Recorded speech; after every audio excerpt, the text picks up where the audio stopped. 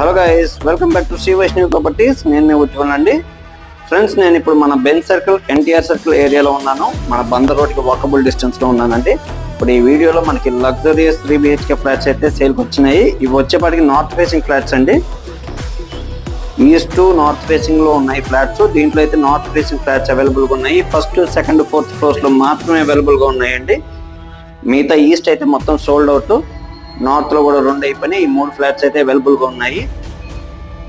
Car and bike parking ఉంది. అలాగే water softener పెట్టేశారు. జనరేటర్ ఉంది.